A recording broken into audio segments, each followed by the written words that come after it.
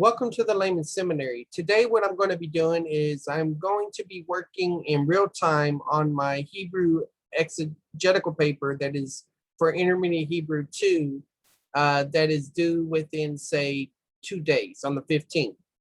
And I've already done a lot to it, but it's been difficult to work on because I've been alternating between my Advanced Greek 2 Romans paper, which I've already completed, and I have several videos on that.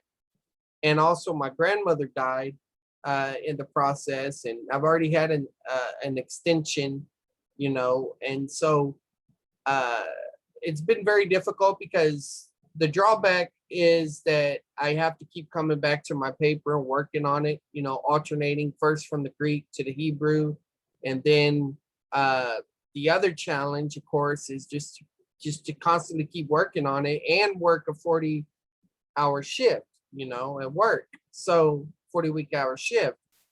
And in addition to that, my apologetics class is starting up. And so that means that when I'm going to be having a clock out at work at 7 p.m.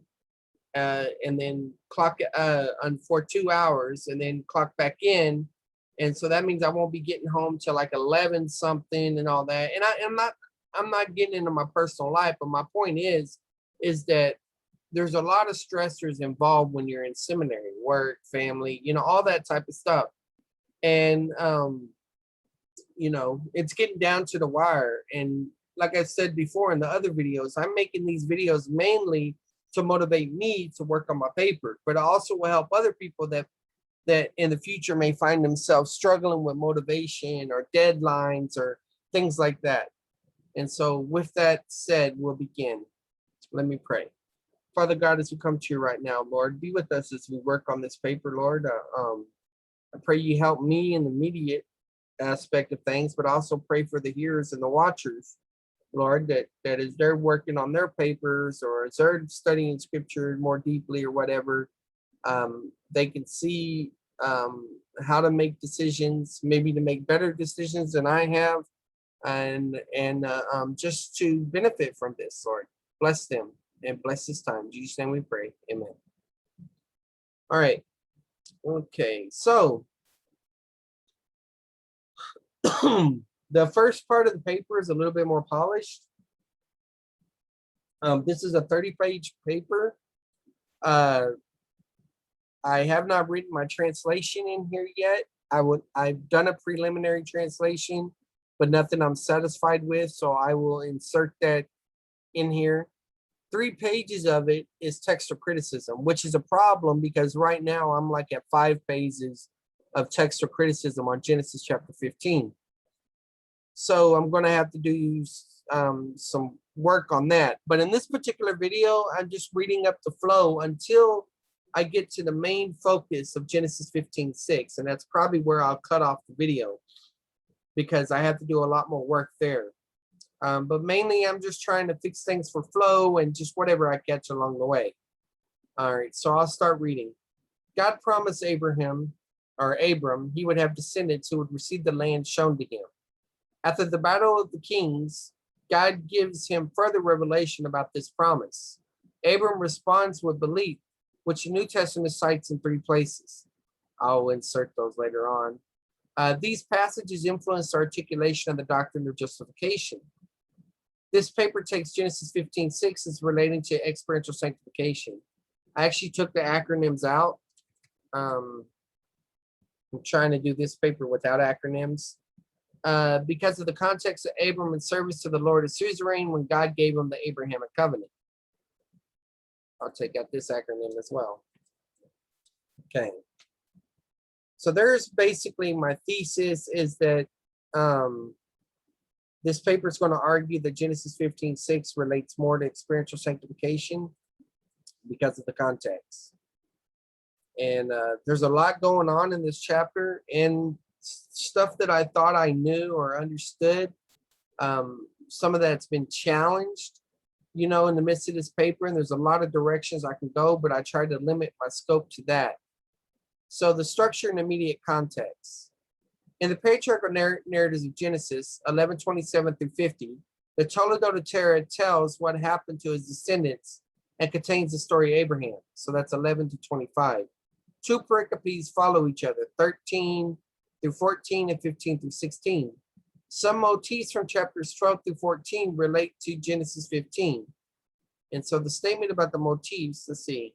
I got this footnote in the wrong place.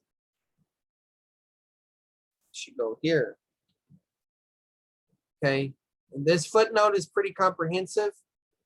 One benefit of saving space in your paper is you can do footnotes, and you only have to put them in 10-point font. Whereas if you put them in the body, if you put the same information in the body, then the content in the body, then it's going to have to be 12-point. So we look here. This is all one footnote. And I'll read the footnote, this particular footnote, so you can see the links that are going on. But there's a reason why it's in the footnote. Because, while it does help understand where I'm going in this paper, it's pretty heavy.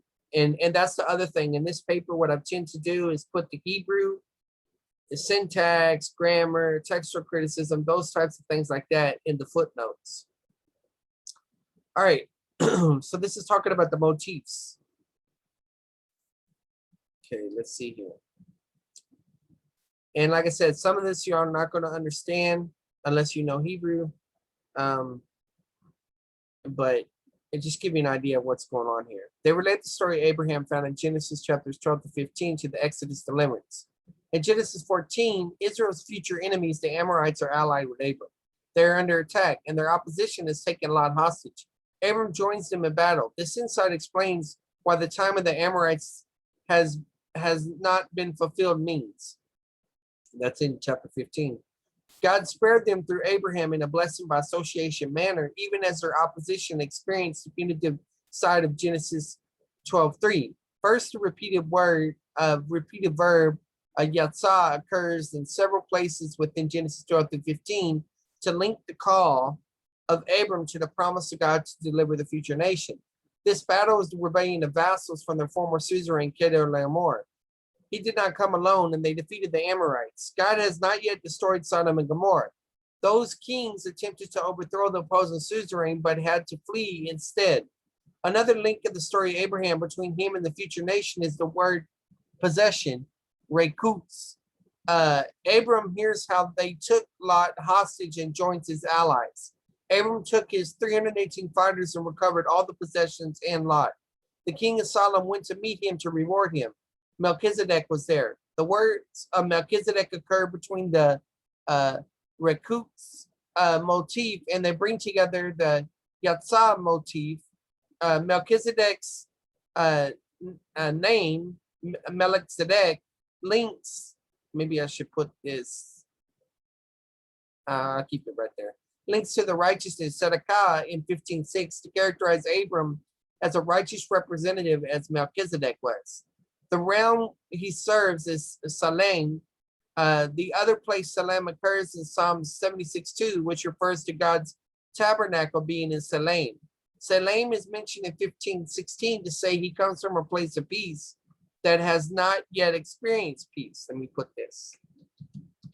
That has not yet experienced peace because it's not time to do away with the Amorites. That's my observation. Melchizedek's blessing on Abram includes the truth that God is the one who delivered Magan, Abram's enemies, to him to be defeated. When Abraham receives revelation, God identifies himself of Abram's Magan, his shield. And so this says the analysis of Corbella inspired this motif traced in Genesis 12 through 15. And see Corbella, a theological commentary for preachers. Okay, so you get an idea of some of the links that we got going on there. And, if I had more room and that this paper wasn't having to do too much, I would include that in the main body of the paper. Let's see, where were we? Chapters 15 divides into two sequences, each having the same elements. The first panel concerns the seed promise, and the second, the land promise. These elements include the Lord revealing himself by assertion, followed by his promise to stir Abram the question, and the Lord addresses in word and ritual. It leads to the Lord promising again by illustration or by theophany. These panels conclude with Abram's faith expressed and the Lord's faithfulness pledged. Okay.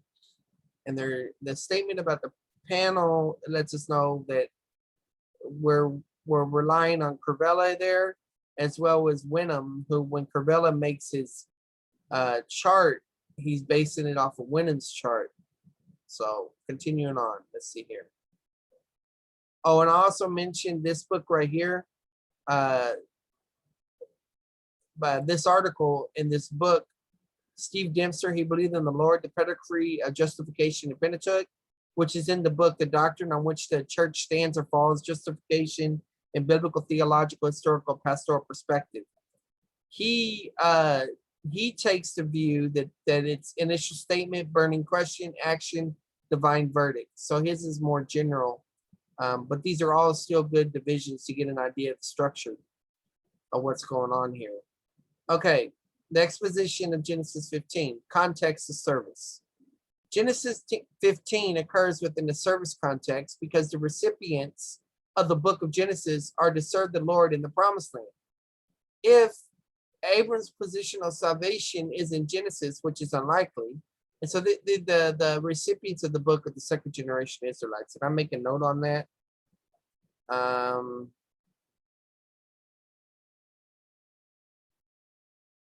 I'm just going to leave it out, even though it's good to remember that. But anyway, if Abram's position of salvation is in Genesis, which is unlikely, it still motivates the original audience already positionally that is already positionally saved. However, one should not expect Genesis 15 to talk about positional salvation primarily, if at all. These second generation Israelites need to know how to live or walk in experiential sanctification. Okay, I mentioned second generation Israelites here. I'm wondering if I should move this up here.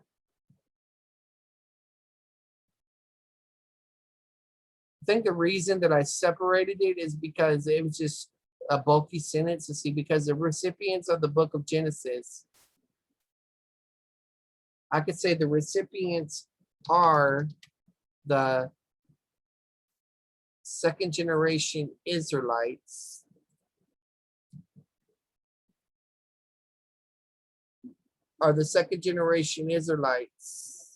well, actually it would be of the recipients of the book of Genesis.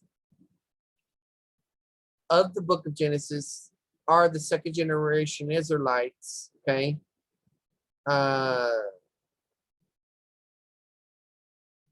Who are to serve the Lord in the promised land. All right, so I'm going to move this around.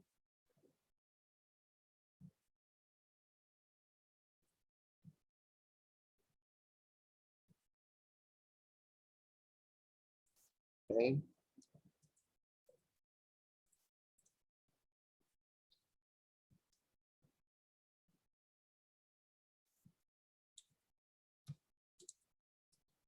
These need to know how to live or walk. It's not walk in experiential sanctification. Okay,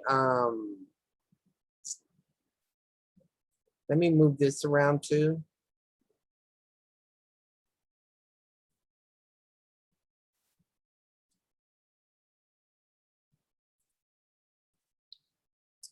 All right, so let's see what we got so far. Genesis 15 occurs within the service context because the recipients of the book of Genesis are the second generation.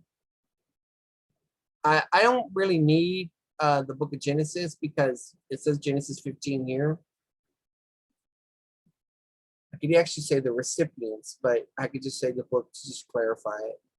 Because the recipients of the book are the second generation Israelites who are to serve the Lord in the promised land. Instead of these need, they need to know. I'm not sure why they went to these. They need to know how to live or walk in experiential sanctification. A text reading versus event reading focuses on the author's composition to communicate to its original audience. And that's great, but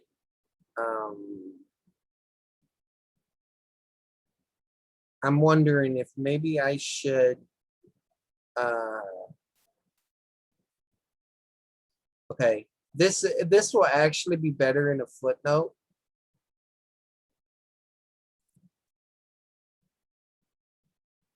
Which I think I had it originally. Okay. They need to know how to live a walk and experiential sanctification. Let's see how this flows. If Abraham's position of salvation is in Genesis, which is unlikely, still motivates her position to say. It breaks the flow. So I'm going to put this in a footnote as well. What footnote should I put it in? I could make another footnote, but I already have so many footnotes here.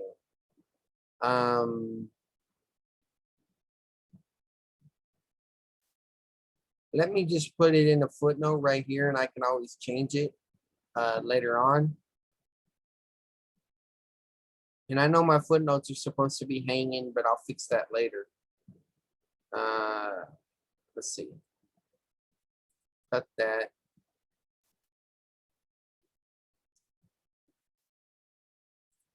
Let's see. Single 10 font.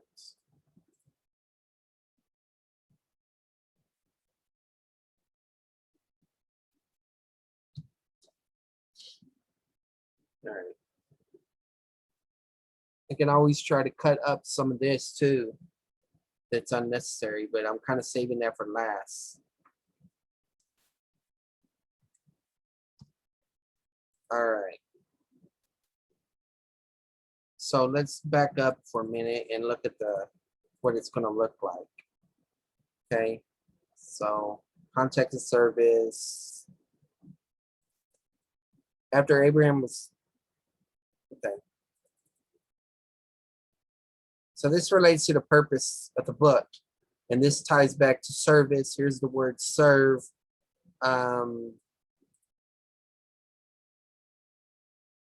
Who I could actually tighten this up a little bit. Who are to serve?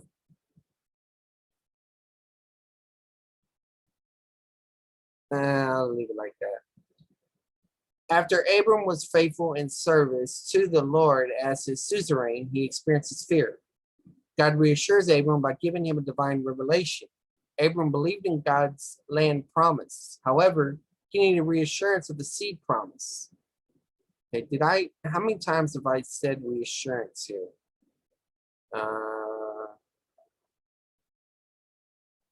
God reassures Abram by giving divine revelation. However, he needed reassurance of the seed promise.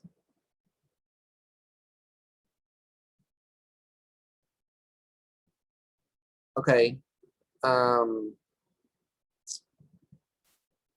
wondering if I need this right here.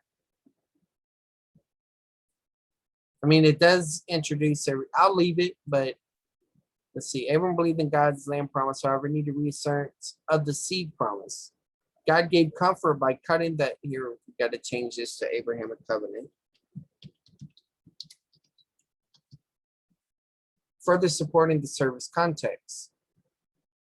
The contracts from the ancient Near East provide a context of service.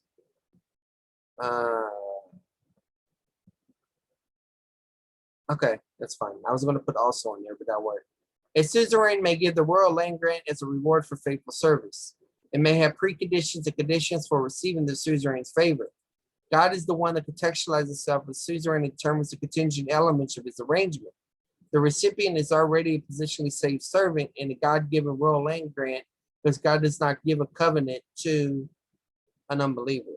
Now, I know I've argued that in other places, but it's just not necessary here. And also, I've been rethinking some of that.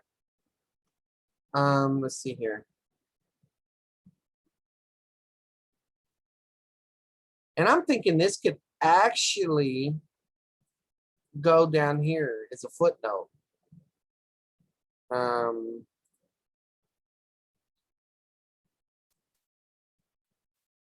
that's what this is all about.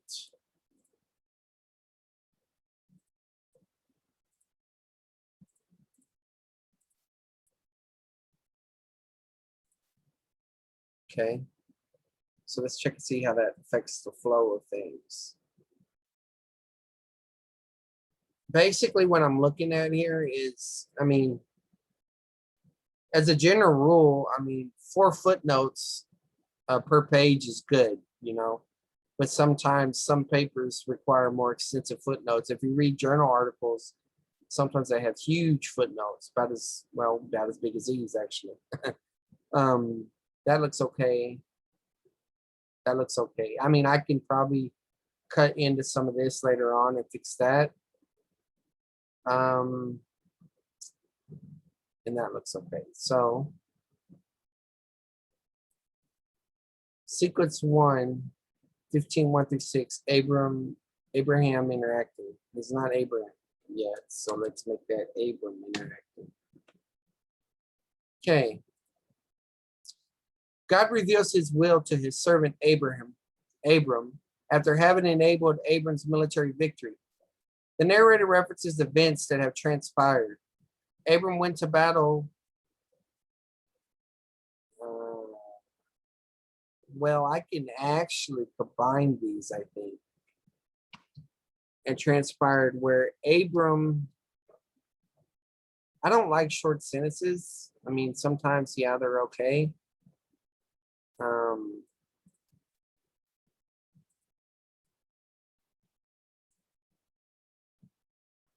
Then I can combine these. Let's see, how do I do this? 9 and 10. Let's see what 9 and 10 we're talking about. That's the after the things aspect of things. And then the 10 is related to the prologue. That's fine. I can combine those footnotes. It's not going to kill anything. So I guess since 14 comes before 15, I'll include it here. And then these footnotes I'm going to combine. So just put that there. And then erase the 10. Okay. Someone claims the Lord's promised that. Now I know it's Cato Lemore, and maybe I could put, but I like someone because his name is not really important in what we're talking about here. That, yeah, there's too big of a gap there between those footnotes. Okay. Even though he succeeded, he refused the spoils of war, showing both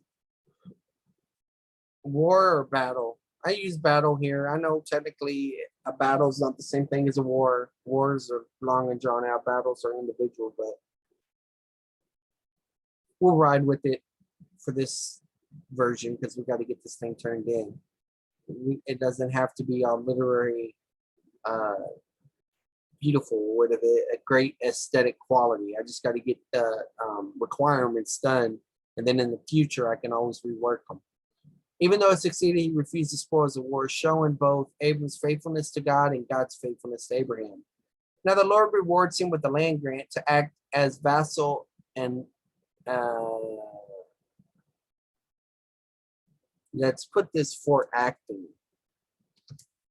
I don't know why one of my editors, electronic editors, suggested that as a vassal and loyal soldier. Genesis 14 and 15 employs motifs to indicate the theme of deliverance. Okay, well, I've already mentioned that. Okay, good. I got a footnote going back to footnote 3. Let me check and see if I still have that information on the footnote 3. Ah, that's a problem. It's footnote 4 now. So now I got to switch that. See footnote 4. Okay. All right.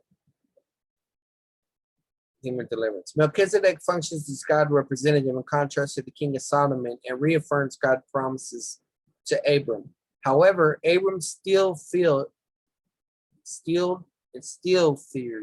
not stealed. Abram still feared needing a more direct reassurance from God in chapter 15.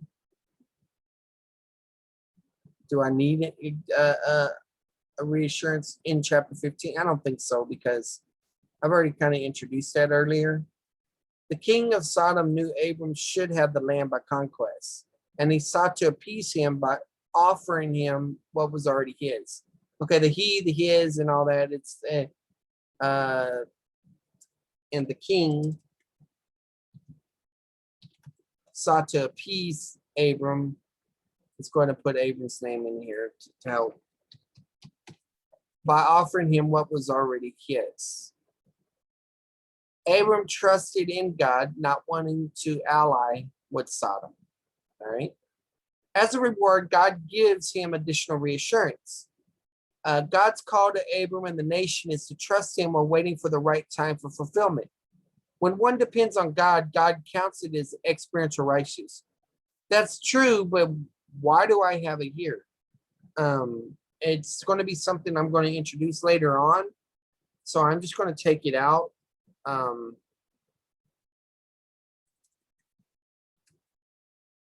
Okay, so in this paper, instead of doing quotes, I'm experimenting with doing italics. In other words, where I would have put quotes, like if I'm quoting the scripture, I put it in italics. And this is, you do this in foreign languages. So like when the Greek or the Hebrew show up, you do this. But so I'm trying to do this to just so that I don't have to have, and this person said, and all those narration tags. I'm trying to take some of that out of here to condense the paper. So we'll see. The word of the Lord came to Abraham. Contains an oracle formula introducing the Lord's words in a specific night vision. The word of the Lord came to Abraham contains. So it sounds weird, but this is sort of like the whole subject for that. So I'm going to try to make it right. Introduces the narrative and the main storyline. Okay. I had two introductions here, but I'm going to leave this. The statement about main storyline, later on I talk about the main line, but most of the time that occurs, I put it in footnote because that's related to the Hebrew discourse structure. And I want an English reader to be able to understand what is all up here at the top. And I've changed the way I've written my papers. I used to put all the technical stuff at the top, you know, in the main body of things. But after taking my Advanced Greek 2 class, and our assignment was to put all the technical stuff in the bottom of our exegetical paper, I've kind of adapted that style. That way, people of different levels can read these papers and benefit from them. Okay. Let's see. The direct speech follows, reminding the reader that the inspired revelation presents a theological argument from different perspectives. Okay. One key to interpreting the thrust of a passage is determine how the narrator frames and evaluates the conversation. The Lord reassuringly exhorts Abram, and I'm wondering if this could go into a footnote because it's true and helpful, but yeah, let's do this. All right, let's see here. The Lord reassuringly exhorts Abram with a prohibition not to fear. Abram feared retaliation from the kings, not having the heir or the Lord's appearing caused him to fear. One of my programs don't like either and or, but let's see. Abram feared retaliate. So I'm going to put Abram either fear retaliation from the kings, not having an heir,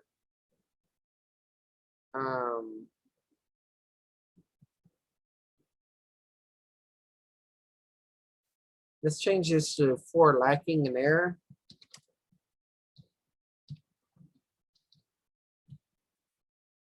Or the Lord's appearing caused him to fear. Okay.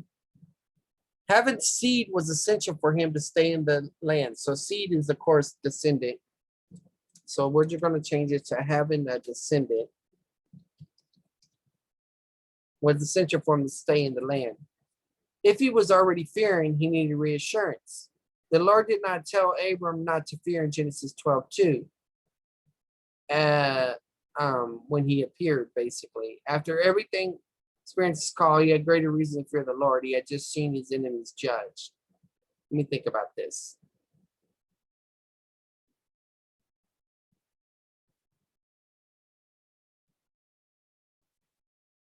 I'm thinking that this could actually go to footnote. So let's see here.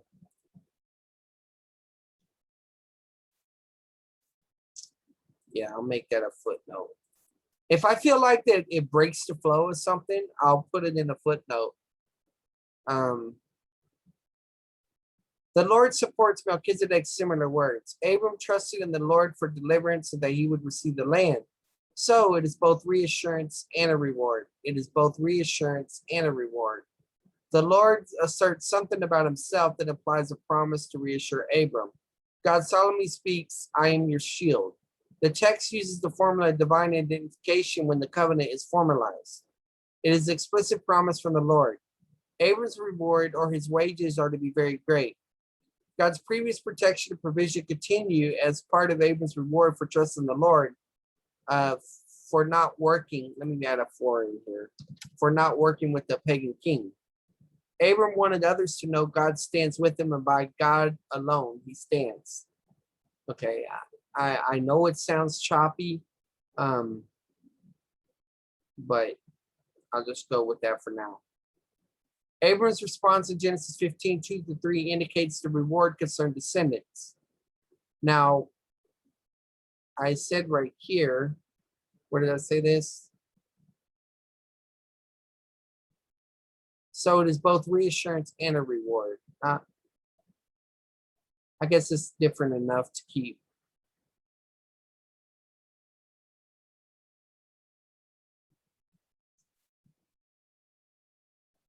Was the reward. All right, Abram's trying to indicate the reward concerned descendants. The descendant was the reward.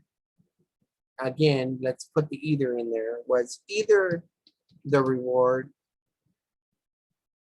or his descendants would receive the reward. After the Lord spoke, Abram asked a question either from doubt or details about the reward. Okay, now this looks weird. Why is there a big old gap here? Let's go here. No, it's not that one. Let's try this one.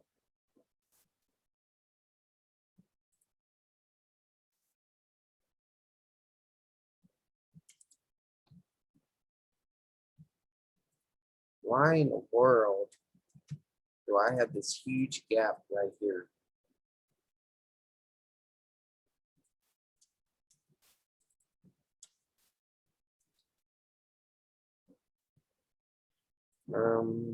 One second, guys.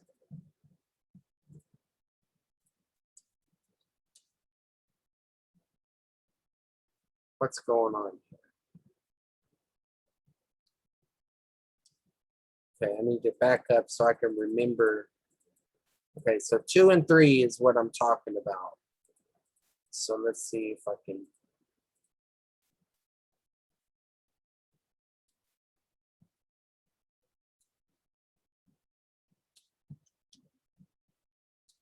Okay, I don't know why it's doing that. And some of y'all probably know.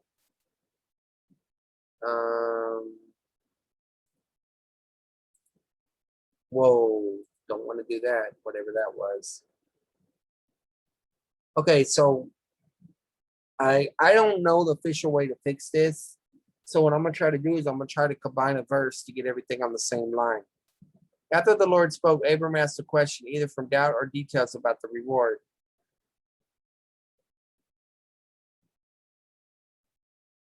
Before the narrator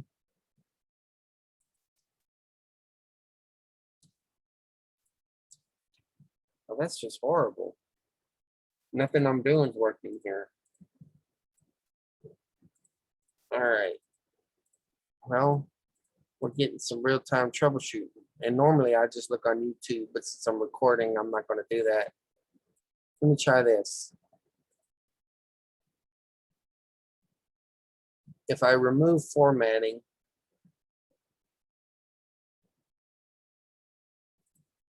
let me do this. I wanted a paragraph break there. Let's see what we got. Well, this one is not too bad. This is too long though. I'm gonna have to put a paragraph break somewhere. I'll try to put a paragraph break in a different place and see if that works. Let's see here. No, that's the same problem we run into.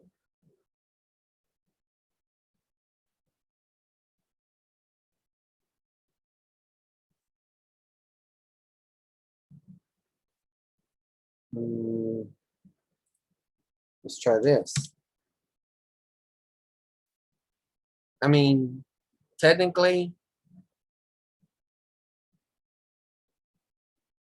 a 2 through 3 should start a new paragraph, but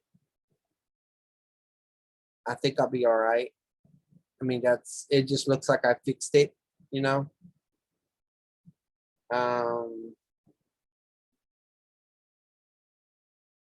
Okay, we'll go with that. The narrator introduces, and I'm debating whether I want to take out the narrator stuff, but I think it is important to recognize when the narrator speaks. So I'll come back to that. The narrator introduces Abram's speech as part of the narrative. Well, I don't need that. That's redundant. He cries out, Master Lord. With Lord being in plural form, that probably means being in a plural, that probably means, I don't need form, I just need in plural. That probably means my Lord. And then I got the footnote for that. By asking, what will you give me? He refers to inheriting possessions.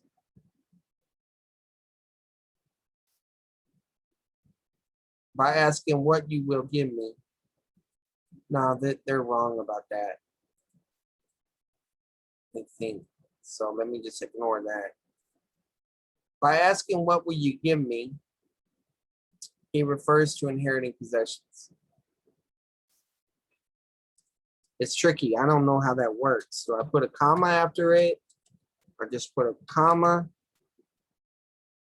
I don't know. We'll try that. I mean, he refers to inheriting possessions. The situation appears to obstruct the promise since I am obstruct the promise. Yeah, I was trying to condense this, but situation appears to obstruct the promise since I am childless.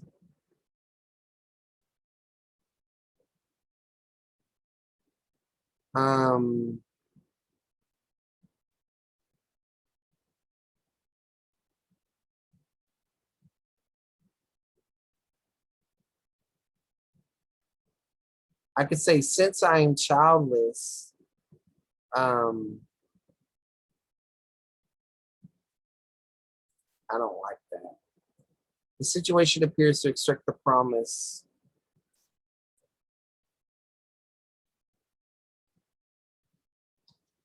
Indicated by since I am childless. Don't like that. I probably won't use that italic method in my papers again, but it's just too late to go in and change it. So I'll do quotes next time. All right. Everyone may believe he is under divine discipline for prior unfaithfulness, making him not understand why God rewards him or wants to reward him. God said Abram would possess the land, but in Genesis 15:8, his descendants will obtain the land. Was Abram disinherited in his life like Moses? This is in question format.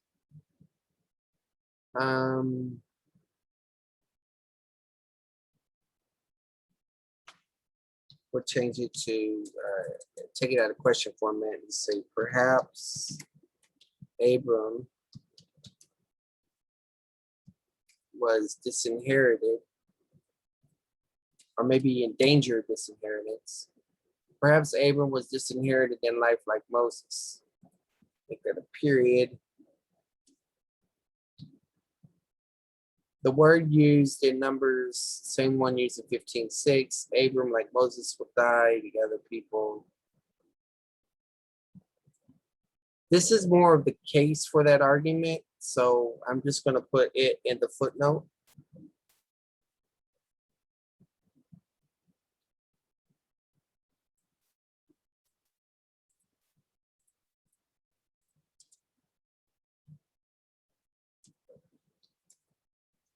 Let's see for fellow one right. Okay.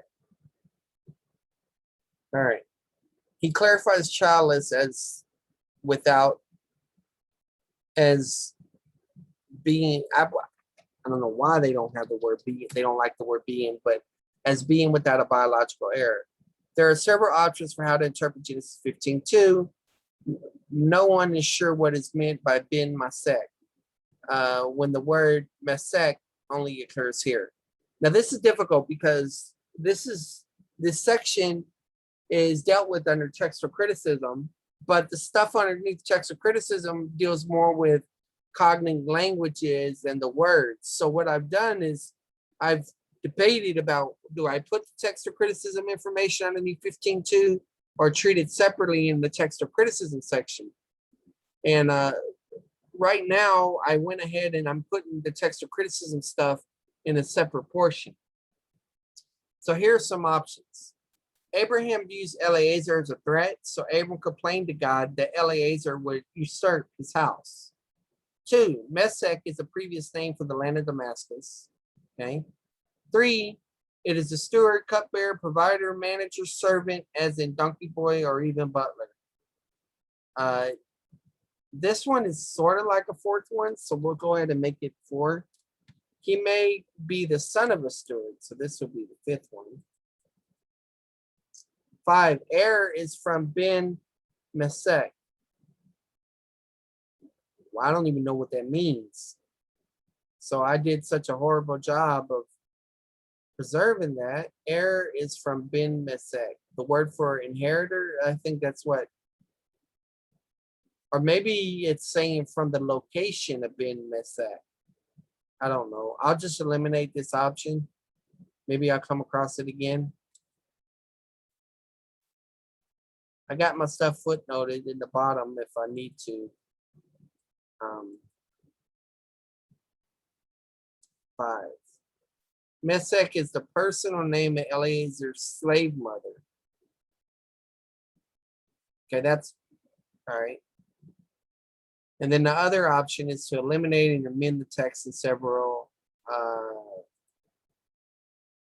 or some suggest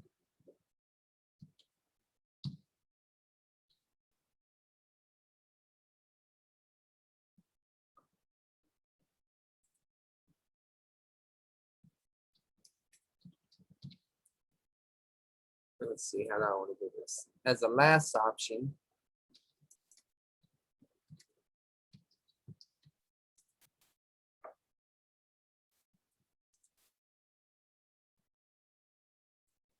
eliminate and amend the text in several places.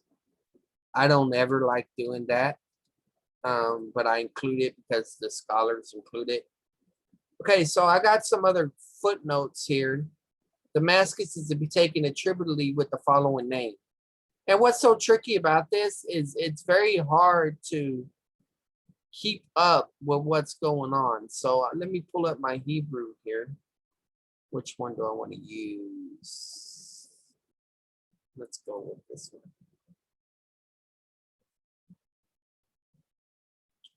All right. Make this bigger if I can. So we are in discussion of 15:2. 15:2 15:2. So this is what we're dealing with here. Vayamor Avram Adonai, Adonai, and then we have that's funny because it's Yahweh there.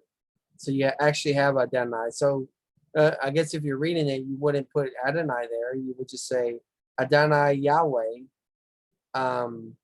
Ma Tifter Li. Okay, so, and Abram said, my Lord or my Master Lord, what will you give? This is from Natan. What will you give to me? And then here's the sense. The vav is like a sense, or because I go about or I walk about childless, and the son, here's that Bain Meshech, the son of Meshech, of my house, he is Demeshech, the heir. What is this word here? And the heir, let's see, and Damascus is heir. Okay.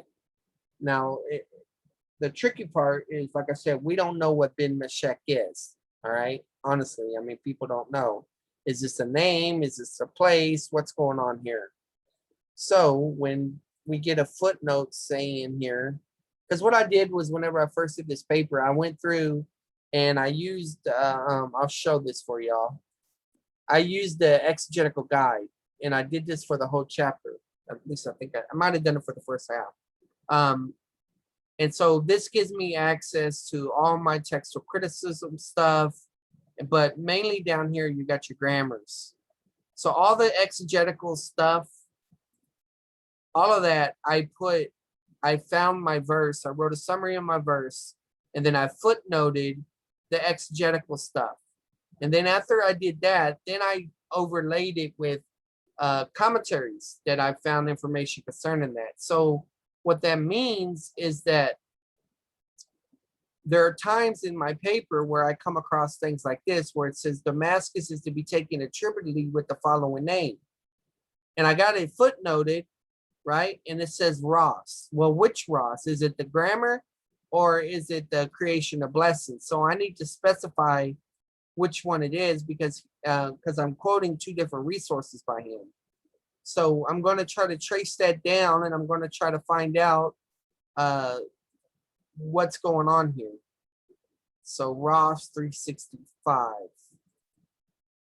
Okay.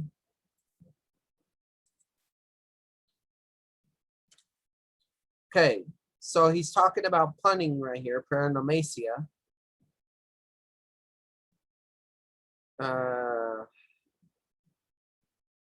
The son of acquisition, Meshech, of my house is the Damascene, Eleazar.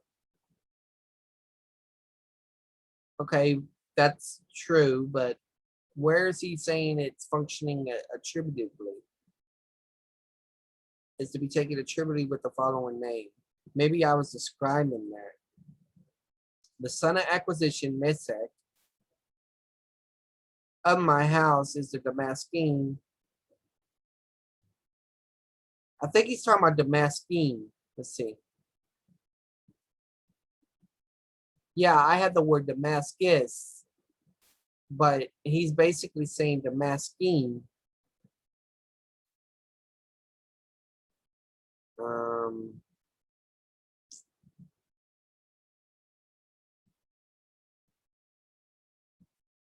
Let me go back to here. And so this is 15:2. So now we're bringing up all the references. So exegesis.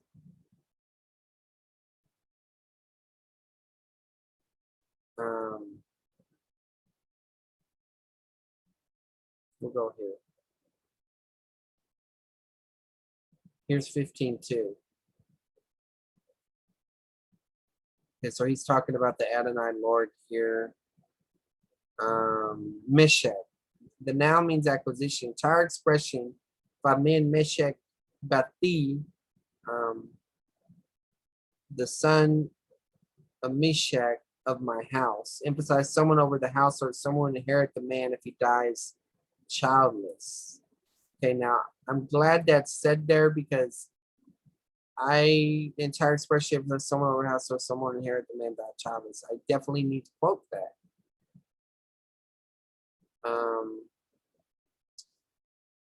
And that's an exact quote. And so I don't want it, I don't want an exact quote.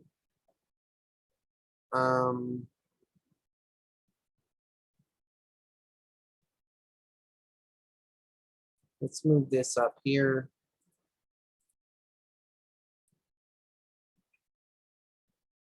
So the idea of stewardship seems to be most prominent.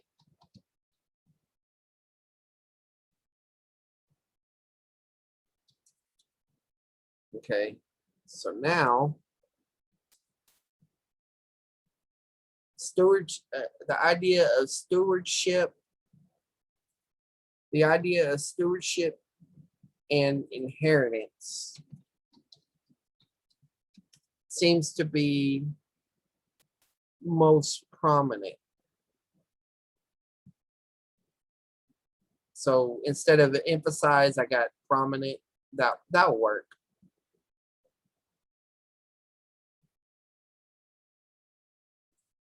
All right, so in 33, this is on, there's probably an easier way to do footnotes, but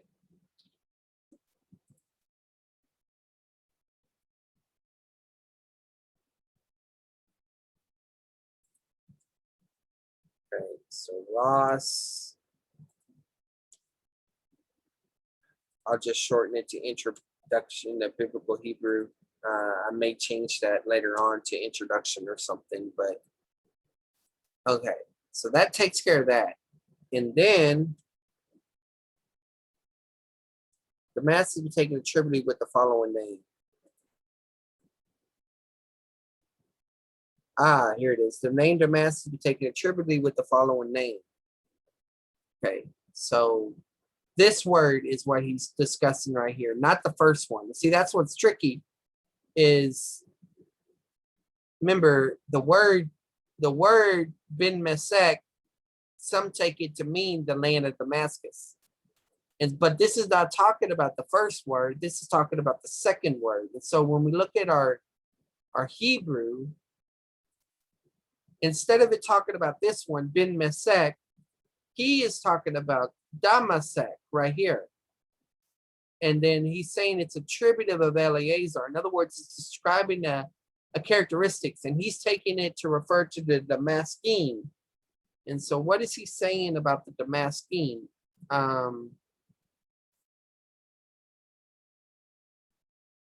Denote the pun with it is as the name itself suggests, he will be the heir.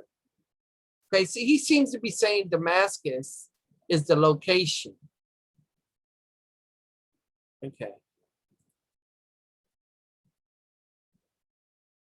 All right, so we need to change this to Damascene.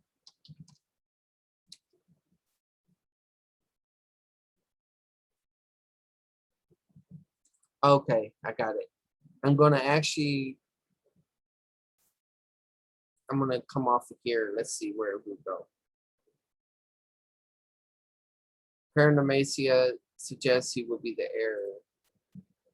So Abram thinks he will be the heir. Okay, I think what I'm gonna do here is I'm going to put this here, 34. Okay, well, I'm glad Carvella and them agree with Ross, but this is definitely something that Ross is talking about. So what I'm going to do is I'm going to put the other Ross stuff here. So this would be Damascene. Boy, I gotta learn how to spell it.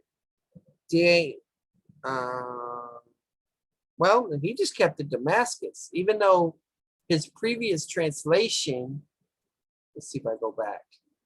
See right here, he says, the son of my acquisition of my house is the Damascene Eleazar.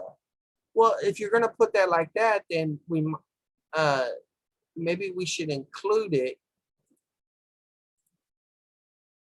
down here and say something like this. We could say Ross translates it as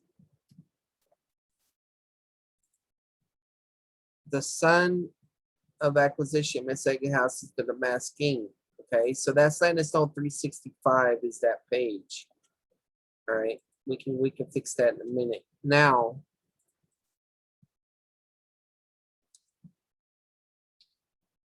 as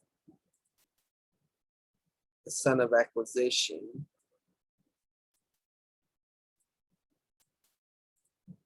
okay, and I don't need that footnote there, so got to get rid of all this boldness. He takes the Damascene. Since I got Damascus right there, I'm just gonna copy it like this. He takes Damascus and then bring this up here, where to go.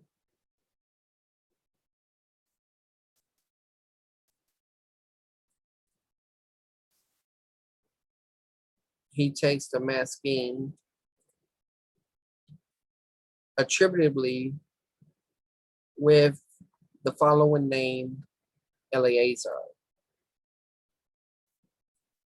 So that clarifies that. Now I gotta indicate where I got all of that from. Let's see. That is seriously mercy of presence thinks he will be the heir. 34. Now 35 we don't need anymore. So what this is telling me is that on 365, okay, they're both on 365. Really? Let me check that. Oh, they are on the same page. I didn't see it. Okay, so that's great. So we've condensed 2 footnotes, and then we got this issue about the pun thing. And I'm trying to think about who best emphasized that pun aspect. Let me make these paragraphs simple spacing.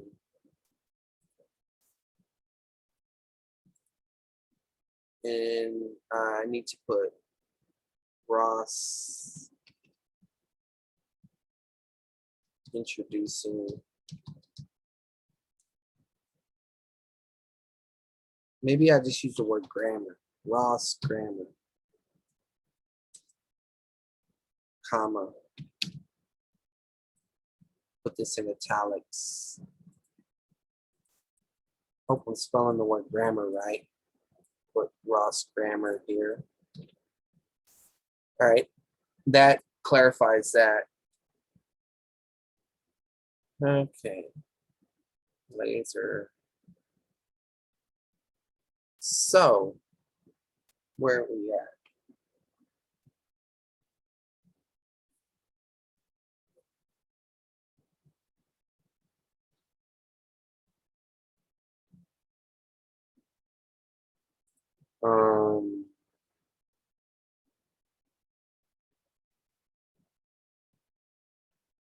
I guess I can put quotation marks around it. I mean, it's in a footnote. I'm not sure that matters, but all right.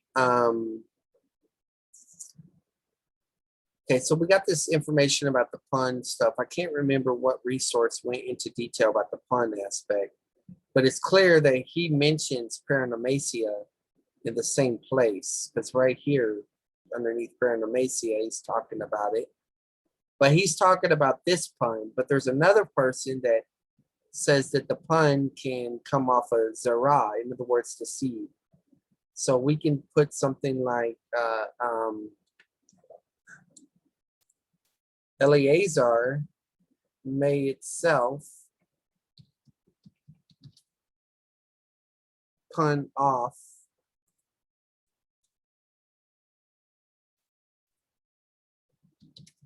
of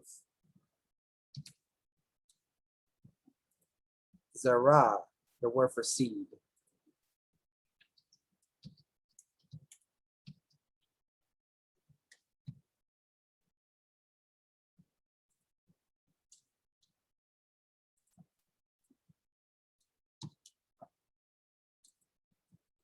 In 15:3. Okay. Okay, so I think this is the source right here.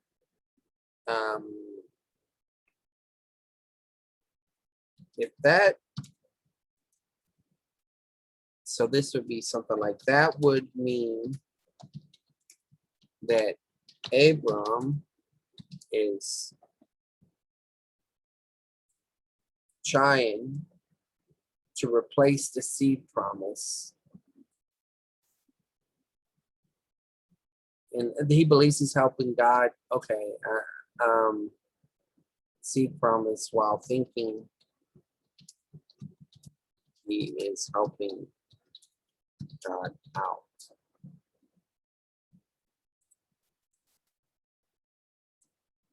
All right, 35. Okay, that's Dempster. Got it. So that smooths it out, at least from what we can tell. So let's back up and let's see how this looks. Starting from the beginning. Okay. Got some paragraph breaks, structure breaks. Still long footnote, but maybe I can condense them. Condense more. This looks pretty good. Yeah, that looks pretty good.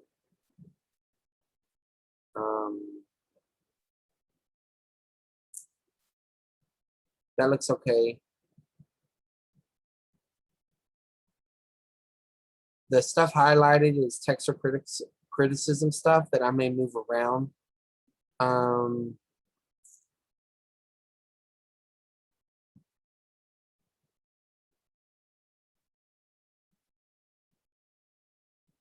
Let's see.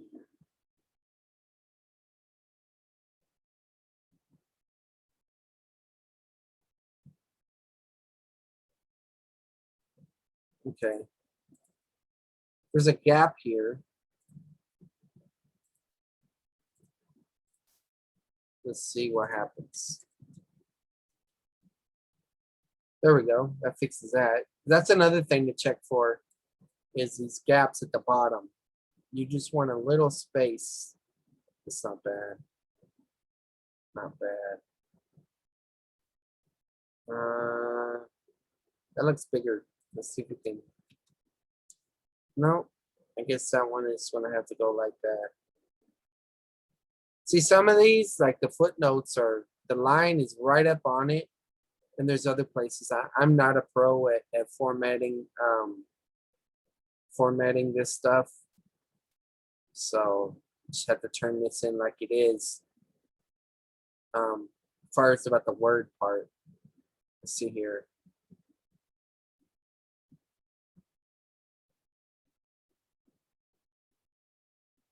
Okay.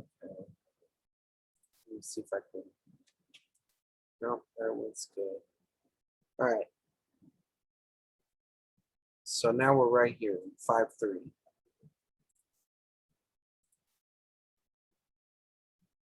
I'll probably chop this up into 2 videos. I'll probably get us up to the point of verse 5, which is just in a moment. And then we'll pick up on 7 through 21, which is the rest of the paper. And then I'll make another video where I go in and dive into Genesis 15:6. So let's see here. Behold, in 15:3 invites readers to pay attention to Abel's response, connecting from the proceeding to the result.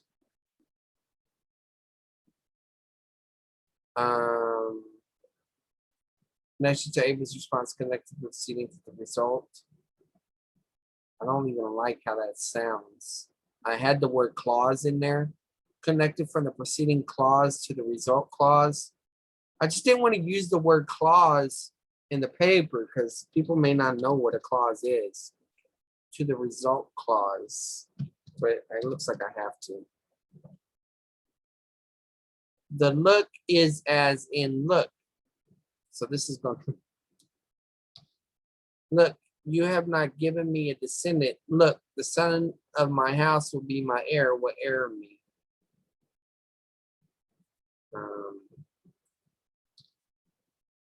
Since the narrative again introduces Abram's speech, it may indicate disapproval because God did not reply after his first question. Abram appears to blame God for the condition he's in. Abram asks for the heir, and God reassures him by formalizing a promise in a covenant form. Okay. However, Abram grew patient and did not know his servant would not receive a promised inheritance. He continues to describe his condition. Little truncated there. I think I just heard my cat. All right. The Lord next reveals himself to Abraham. To counter his two objections, the Lord gives two promises. First, his biological son will be heir and have descendants himself. The narrator in 15:4 uses but, behold, or look to contrast the divine viewpoint from Abram's. Okay, well, I got a first there. And where's the second? So I broke my counter his two objections. The Lord gives two promises. So the narrator requires to find as it say, no, you look, Abram reads. Okay.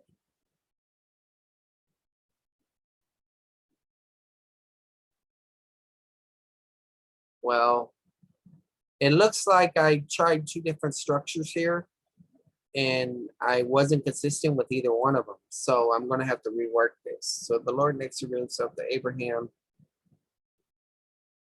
The Lord gives two promises. Oh, it's right here. The two promises are right here. Two promises. So this could be like a colon. His biological son will be heir. And he will have descendants himself. That fixes it. The narrator in 15:4 uses but, behold, or look to contrast the divine viewpoint from Abraham's, as if to say, no, you look, Abram and the readers, at the irony in how the Lord emphatically rejects Abram's suggestion of this one will not be with. It's maybe something like with. This one will not be your heir. He reveals the truth inside the tent before taking Abram outside the tent. Okay, but do I need to separate it like that? No, I could probably just put 4 and 5 together. Eliminate that one. Inside the tent, the Lord makes a prophetic assertion about the future. Okay, the next scene occurs outside the tent. All right.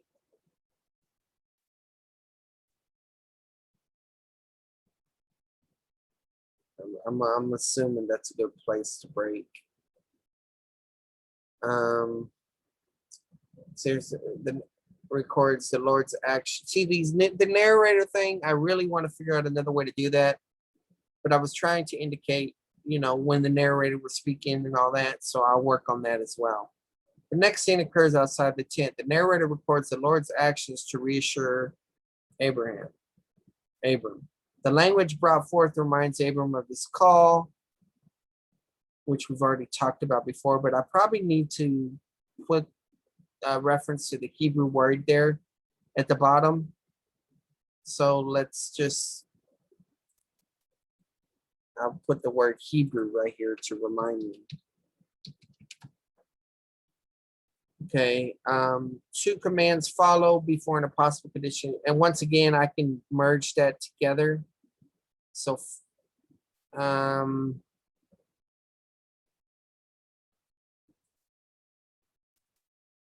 even think I need to break it down that so much. That's because I was doing it from my clausal layout. Don't even think I need this distinction here. Here, a comparison offers further reassurance. I'm not specifying what the comparison is, so I'm probably going to have to do some of that work, specifying things. The promise read an earlier one in similar language. Okay. I can say here's a comparison. Here a comparison. Well, what's the comparison between? Between God's viewpoint and his viewpoint? Is that what's going on here? Like I said, it's hard to remember what I wrote whenever I've come to this paper so many times in the past. I haven't had just a consistent working on this paper. Promise read an earlier one in similar language. Okay, the heir will not be the servant, but will come from Abram's own body. I'm wondering if I've already kind of mentioned that. And then I have he believed, so Abram believed in the Lord. And I'm going to come back to that, and that's what that 4:3 says.